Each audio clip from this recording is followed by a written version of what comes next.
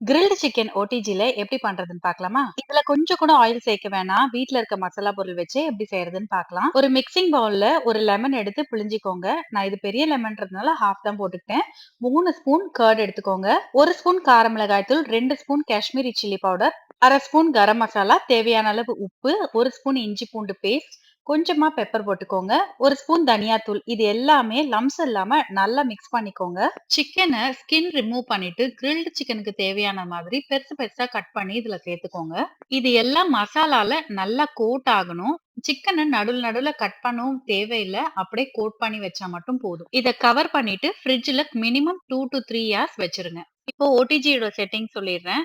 Temperature 230 degree Celsius வச்சுட்டு, top and bottom heating option வச்சுட்டு 10 மினிட்ஸ்க்கு ப்ரீஹீட் பண்ணி எடுத்துக்கோங்க. இப்போ கிரில் ட்ரே எடுத்துக்கோங்க. ஒவ்வொரு சிக்கனுக்குமே நல்லா கேப் விட்டு பிளேஸ் பண்ணி எடுத்துக்கோங்க. 10 மினிட்ஸ் ப்ரீஹீட் பண்ண ஓடிஜில இந்த சிக்கன வச்சிருங்க. அடியில கண்டிப்பா அந்த ஓடிஜியோட ட்ரே வச்சிருங்க. இல்லன்னா கிளீன் பண்றதுக்கு கொஞ்சம் கஷ்டமா இருக்கும். இப்போ இதுக்கு கிரீன் சட்னி எப்படி பண்றதுன்னு பார்க்கலாம். ஒரு மிக்ஸி ஜார்ல ஒரு கையளவு புதினா, ஒரு பச்சை மிளகா, ஒரு துண்டு இஞ்சி, ஒரு கைப்பிடி அளவு கொத்தமல்லி, ஹாஃப் லெமன், 2 ஸ்பூன் தயிர், கொஞ்சம் உப்பு.